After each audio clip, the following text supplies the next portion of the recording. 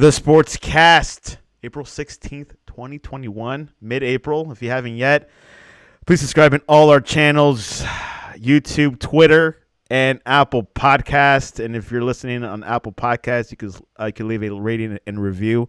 It will help us out tremendously. We're also on Alexa. We're also on Spotify. We're also on iHeart, if you're an iHeart fan. We're in most of the podcast channels. So if you want to hook us up there, link us up. And we're coming to Android soon. But that's all I'm saying.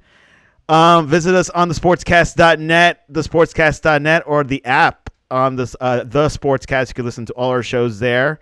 And also read the news, the latest. Steve Spurrier's open up a restaurant in Gainesville. I'll be there opening day. No, I'm kidding. Anyways, this year's NFL draft starts at number 3, but we can't forget number 1. You know, yes, Jaguars are going to select a guy named Trevor Lawrence. Jacksonville is feeling very comfortable right now. Urban Meyer's feeling very comfortable. And another person feeling comfortable, Jordan DeLugo from Generation Jag. Welcome back to the Sportscast. I wouldn't say I'm feeling comfortable. Talk to me the day after day 3 of the draft, and then we'll talk. Exactly. A lot's going to happen between now and then. Jacksonville's owner, I love the owner actually, great history, very patient. That's what they say. Very patient owner. Gets Urban Meyer. Urban Meyer goes to Jacksonville because of this guy named Trevor Lawrence, and he's not going to Cleveland, which I'm going to ask Jordan about that. But NFL draft is in a few weeks, April 29th on a Thursday. We'll be having a big show that night, and also the day before we'll be doing some mock drafts, and we'll be announcing that soon. But anyways, Jordan, tell us your thoughts right now, your emotions heading towards the draft.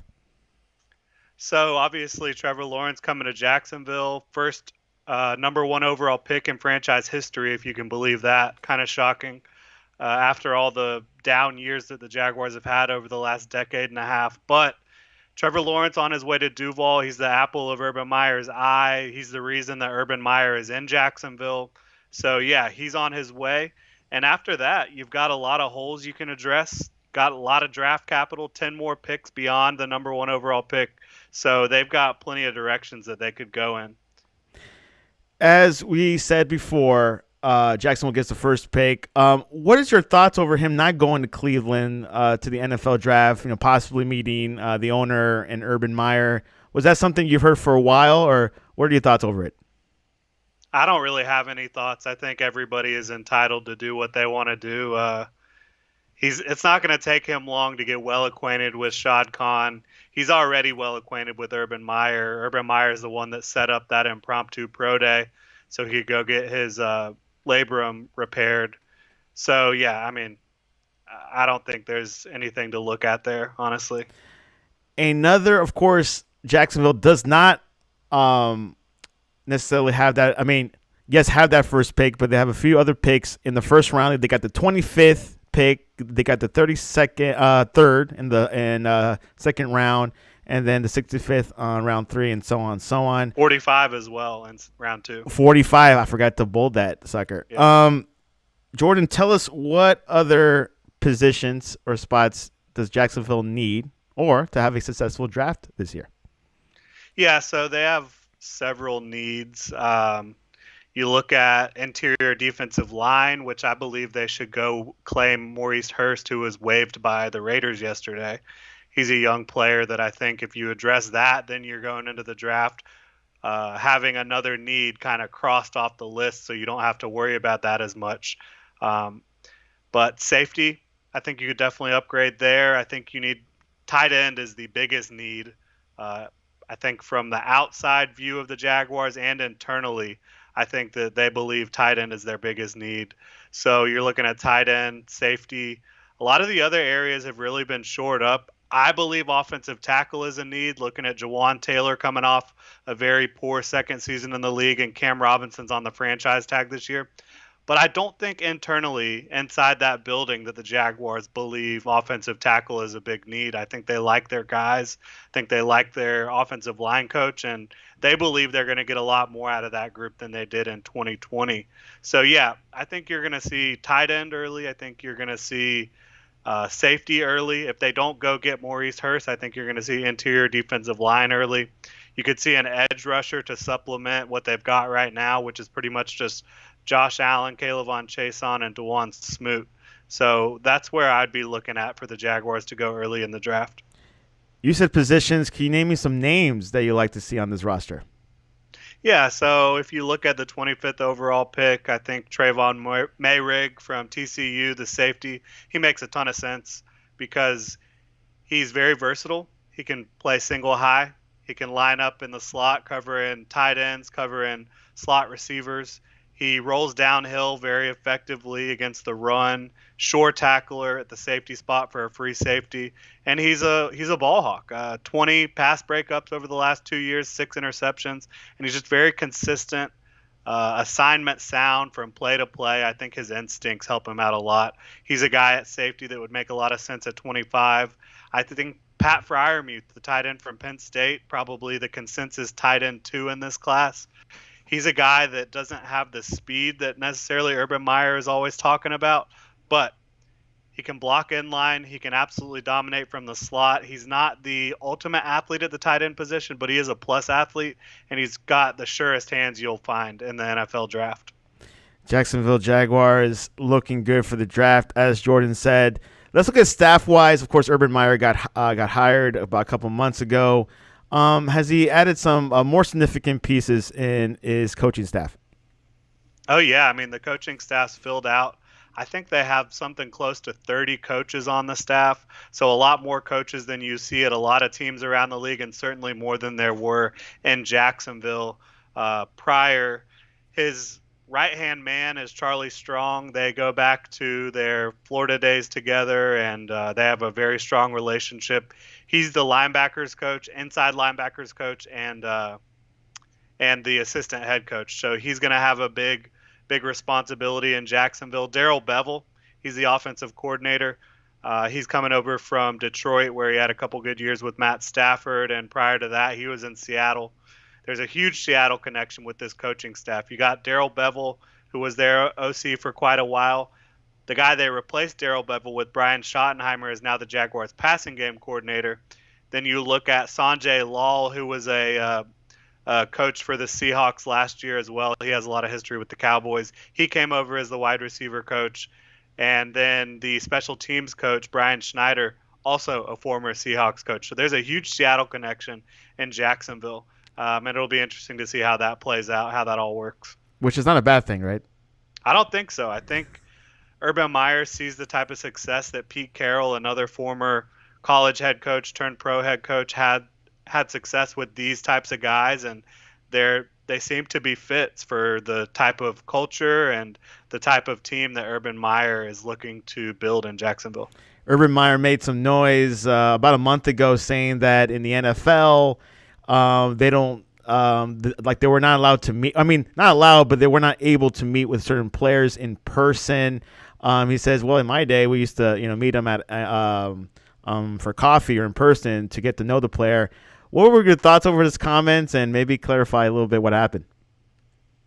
I don't think there's much to clear up. He just wishes that you could meet someone before signing them to a multi-million-dollar deal. I don't think that's breaking news. I think most coaches would like that.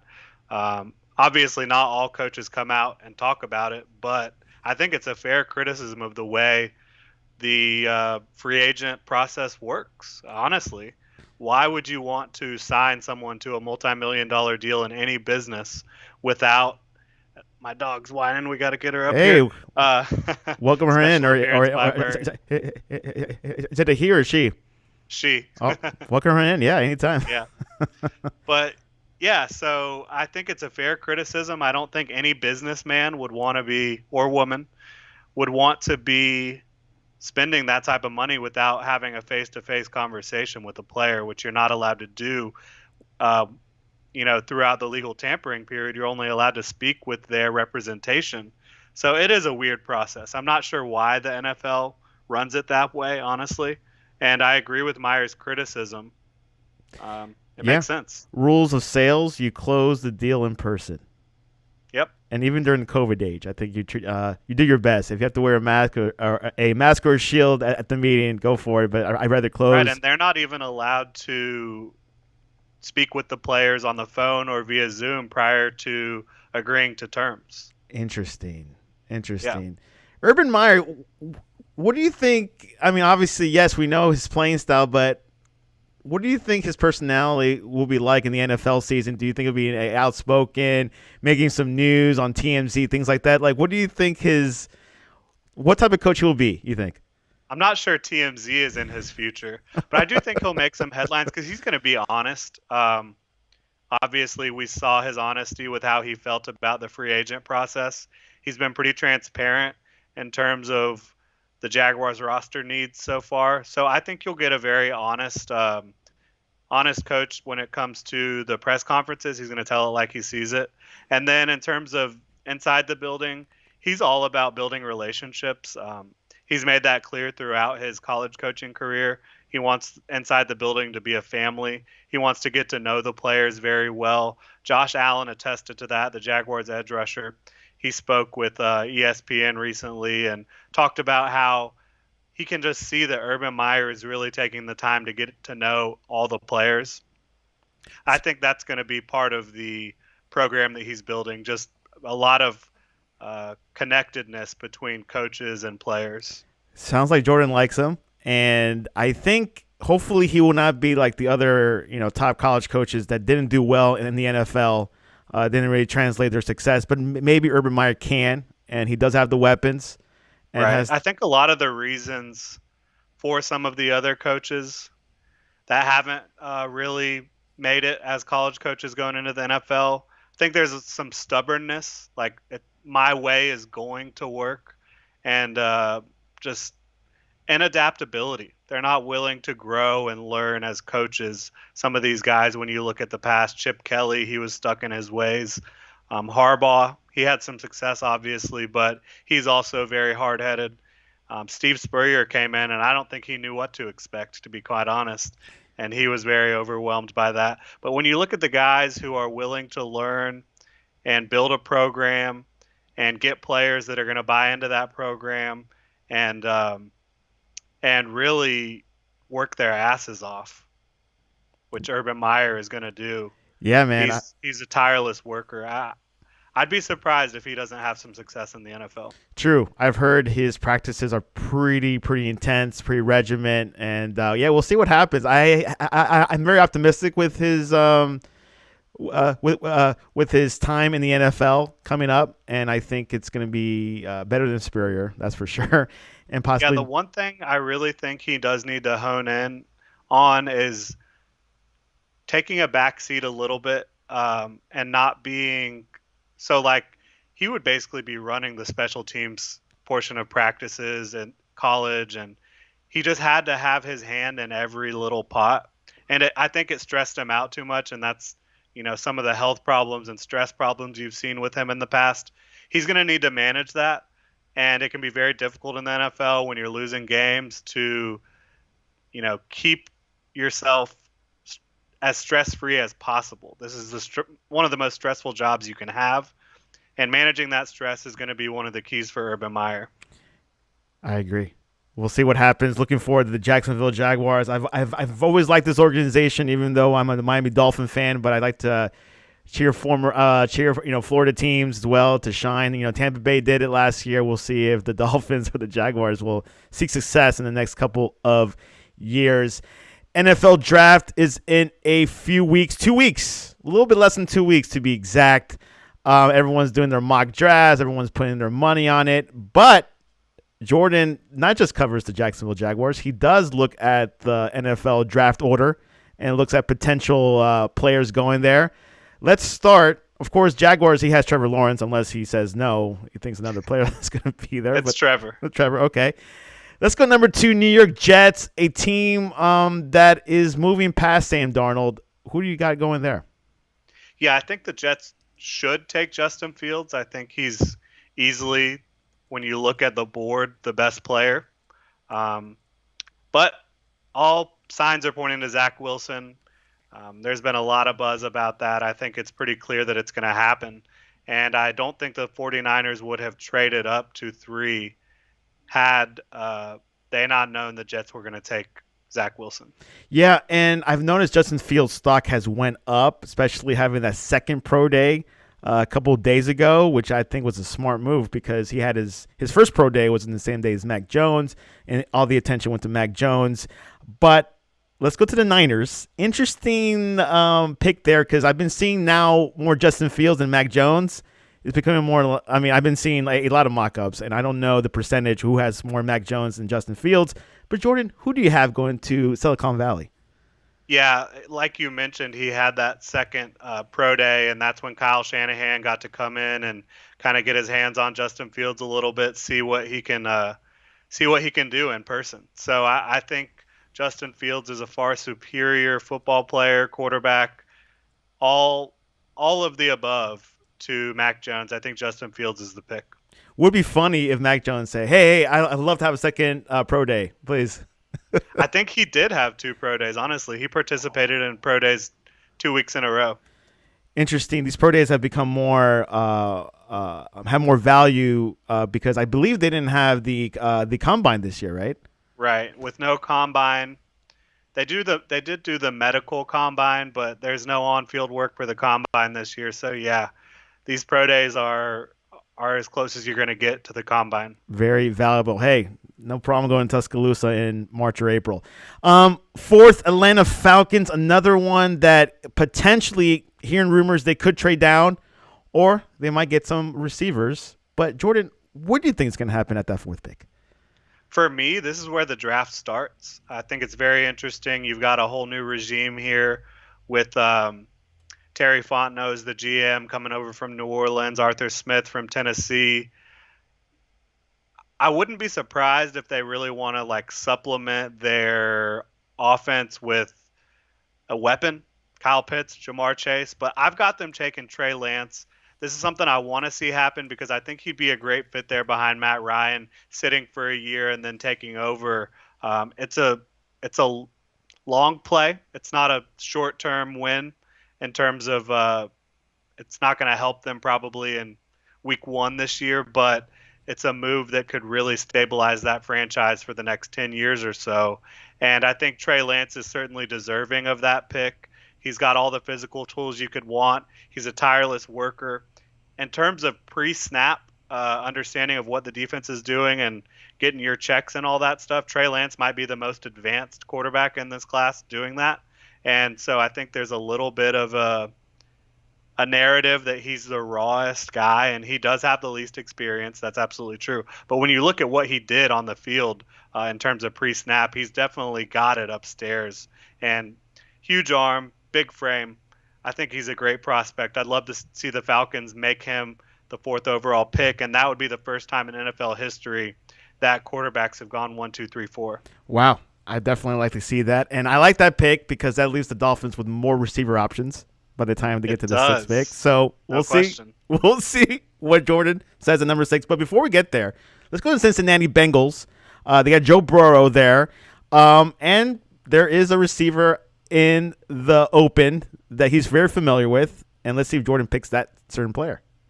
Yep, there certainly is. And I know Joe Burrow is pounding the table for him. Conventional wisdom says that Cincinnati needs to take an offensive tackle to protect Joe Burrow. I don't disagree with that, but this is a very deep offensive tackle class. You could probably get something later on. So like you said, I've got Jamar Chase, LSU receiver who had just a monster season in 2019 with Joe Burrow passing him the ball.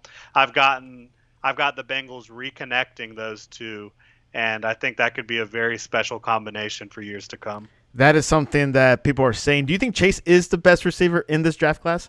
Absolutely, without question. He's in a tier by himself. I agree. And I think there's another tackle from LSU that is pretty good that he could go in that pick, right? Is that what I've heard? I'm not sure about the tackle from LSU. Maybe not. I missed that. Yeah. Scratch that. It might be. Anyways, let's go to my team, the Miami Dolphins, the green and orange. Hey, no Chase, but it's okay because there's some other options out there that could complement a second-year quarterback, Tua Tagovailoa. Jordan, please make me smile on this pick. I'm going to do my best here, okay? So The Dolphins, they have a lot of needs, obviously. Defense, pretty good last year. That was the reason that they were able to really compete down the stretch. I do think you want to go help Tua Tagovailoa, and I think you're going to do it with the top ranked player that is not a quarterback in this draft class, which is Kyle Pitts, tight end from the University of Florida. He can play tight end, receiver, slot.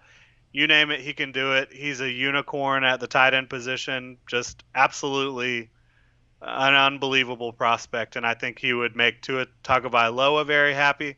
I think he would be able to fit in there with Mike Gesicki and really open up the field for the rest of those receivers and the running game. Yeah, that's something that I've heard a lot. That what you were saying, Pitts could be a wide receiver. Gesicki is playing good at his position. The fantasy people love him, by the way. Yeah, Gesicki, he plays primarily from the slot. Pitts can line up end line, inside of Gesicki, or he can line up outside. I think they're not redundant in any way when you're looking at having both of those guys. Devontae Smith is another option I've been hearing a lot of familiarity for Tua. Is that something that would not be a bad thing if they get for the 6, or Kyle Pitts is just a no-brainer? You got to go with Kyle. If you took Devontae Smith over Kyle Pitts, I think you'd be overvaluing the Heisman Trophy, personally. Gotcha. Number 7, Detroit Lions, where they say dreams die. What's going to happen in Detroit? Hopefully for this player, it is not where dreams go to die. But with this run on quarterbacks and skill players, you've got Penei Sewell falling all the way to number 7. He's the top offensive tackle in the draft, according to many. I think the Lions would be happy to scoop him up at this point. And he's 330 pounds. He's an absolute man, even though he's going to be 19 years old in week 1 of the NFL season. Which is pretty incredible. So I think he's a guy that the Lions would really value with his physicality and athletic ability at the tackle spot. One of Mario Cristobal's one of his recruits, definitely shining in the top 10. Definitely this young man is going to do a lot. And like you were saying, I mean, he could have played professional from after high school. But anyways. No doubt about it. Number 8, Carolina Panthers. They just got Sam Darnold. Looks like he is the man. Of course, you got Teddy Bridgewater in that loop as well.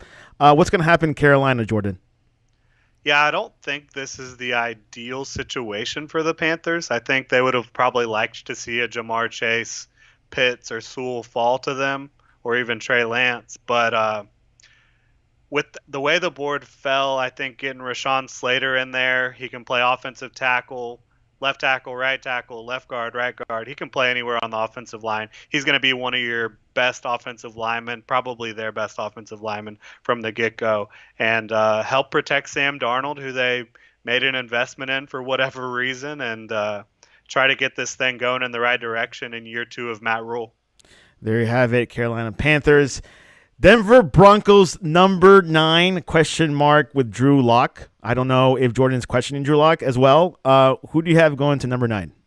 I do question Drew Lock, but at this point in the draft with the top 4 quarterbacks off the board, I don't think you're really upgrading if you go and get Mac Jones or anything like that right now. So I think you probably are going to have to roll with Drew Lock going into 2020, at least not overvaluing one of these quarterbacks who's not quite as talented. Maybe you take one a little later on and let him duke it out with Lock this offseason, see who you like better. But at this point, the Broncos obviously need a shutdown cornerback. Caleb Farley's got the back injuries going on. Otherwise, he would be the clear-cut pick here for me. So I think they're going to go with Patrick Surtain. Very physical, very athletic corner. I don't think he has the fluidity in and out of breaks that you want from an elite cornerback, but I do think he's going to be a very good starter for a lot of years, and I think Denver will be happy to get him at number 9. Patrick Surtain to Denver Broncos. Unbelievable, because I know the Cowboys want him badly. Who's going to Dallas now, Jordan? J.C. Horn, another cornerback. He's got all the physical skill in the world. I think he has a much higher upside than Pat Surtain. I think he could be one of the top press man type corners in the NFL, but he's got to work on his hands. He is just super grabby, super physical. He's going to get flagged all day if he doesn't clean that up a little bit. But the physical talent is unbelievable. And you look at his production in 2020 at South Carolina, I don't think you can go wrong there, really, if you're a team that's in need of a cornerback like the Cowboys are. And there you have it. The Cowboys win it anyways. That was our top 10. Due to time, we cannot go all the way to the 7th round. Sorry, I'm talking too much. No, this is good stuff. I mean, I wasn't going to talk about like the Giant. Well, actually, okay. There's a lot of Giants listeners. I'll give you the Giants. Who you have going there? This was a really interesting pick for me. There's a lot of directions they could go. I went Micah Parsons. He's a guy that the only question about him is his off-field ability or off-field character. He's had a couple things pop up throughout his college career that are pretty concerning, and so you just got to vet him in that regard. But on the field, this is a guy that can attack. He's such a good, physical, athletic, freaky linebacker that at this point in the draft, he's clearly the most talented player on the board for me, but it's just the question of his off-field concerns. Micah Parsons, I've heard that name floating in Giants circles. Okay, so there is a Mac Jones still around. Who do you have him? Where does he land? 15 to the New England Patriots. I know that's been a common spot. Frankly, I think Bill Belichick is really going to want to get a quarterback at some point in this draft, and if he doesn't have to trade up to get Mac Jones, I think it makes a lot of sense. Jones idolizes Tom Brady. It's going to take a lot for him to have the type of career or have half the career that Tom Brady has had. But if there's a guy that can perhaps emulate Tom Brady, maybe it's Mac Jones. I don't have faith in him as a first overall or first round pick, or certainly not a top 3 pick as some people have talked about. But I think at this point in the draft, 15, I could see the Patriots trading out of this pick to acquire more picks, but I've got Mac Jones going to the Patriots. Yeah, that's something that the quarterback is a question mark in New England. Of course, Cam, they re-signed him for another season. I think he's a bridge quarterback still. And, of course, Jarrett Stidham, I think they're not seeing what they want to see from him, so that they probably might go to quarterback. You don't see the Patriots trading up, or do you think just be trading down? Honestly, Bill Belichick wouldn't surprise me with anything he does. I know, right? But I think the Belichickian move would be to trade down here and probably just land a value pick around the 20s. I agree, Jordan. I think that's something that he would do. He is not ashamed of it. And, by the way, he turned 69 today, so happy birthday, Bill Belichick. Happy birthday. Nice. There you have it. And, of course, you can see Jordan's picks, his top 10, and also the 11th on our Sportscats notes, show notes right below. And another sports news before we go, NFL partners with Caesars, DraftKings, and FanDuel as official sporting betting partners. So things are getting serious with the NFL, isn't it? Yeah, no question. I mean, I think now is a good time to be invested in all the different gambling entities out there. If you can get your hands in the pot, I think it's time to get going. Yeah, that's something that I'm surprised that it is lasted till now, that there's been no gambling. But hey, there's a first time for everything. Predictions? You're not a soccer guy. So if I asked you who will win between Minnesota at Seattle, you wouldn't know.